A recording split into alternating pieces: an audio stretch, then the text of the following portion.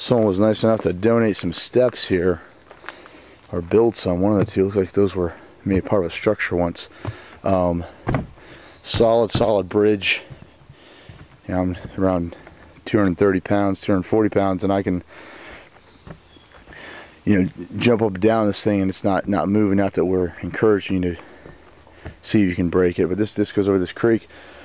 Once again, if we're playing out here and it's been raining a lot, you don't have to go get down in the creek. Right now it's pretty bone dry, so you can sneak up, and there's some trails up there as well. But it allows you to, there's a bridge, give you guys some perspective. That's the bridge that will drive the trucks over when we're coming back. So you've got two bridges here, but if one's getting defended, or if you need to charge across to take this first village, either way, you're going towards the den, or as you're walking, you're running the way I'm walking back towards the first village, you can have people attack from multiple angles very quickly, whether there's water or not. Good chance, I imagine, this is really new, but I imagine we'll probably build some forts on both sides of this bridge.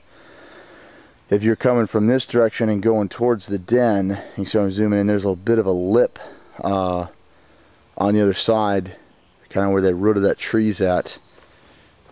And you can, you know, so you have some protection from someone in the top of the den shooting you. But we'll probably build either some structures or some smaller forts. There's one right there. But what we like is once you get across that bridge, either way, you've got something you can dive into, because you're pretty exposed on the bridge there itself. And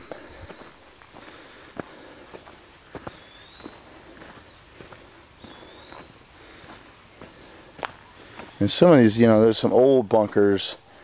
Not too many people are going to hide behind some of those, but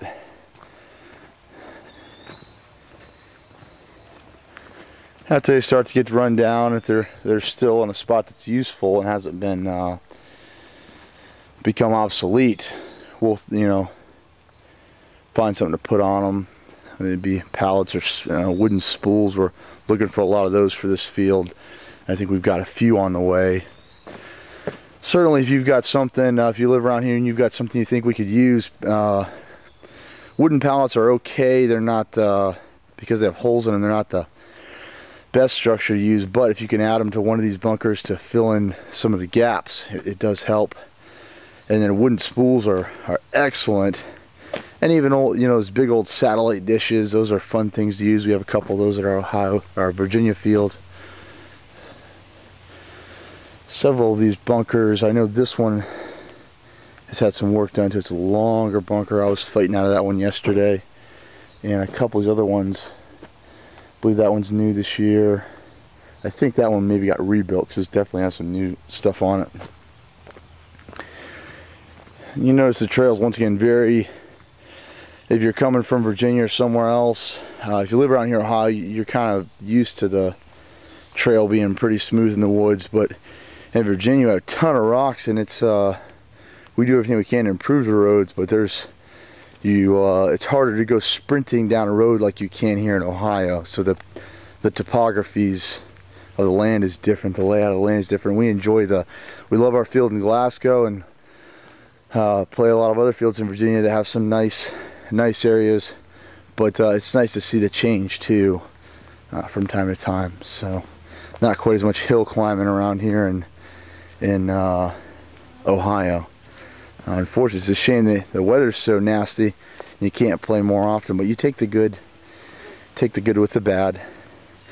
This is the chronograph area in that fort I started out in that we don't have a name for, you know, over that way. And generally where the games start, see some more of those orange cones, barrels, whatever they are, coming out here to the pond. We go swimming in this pond every year.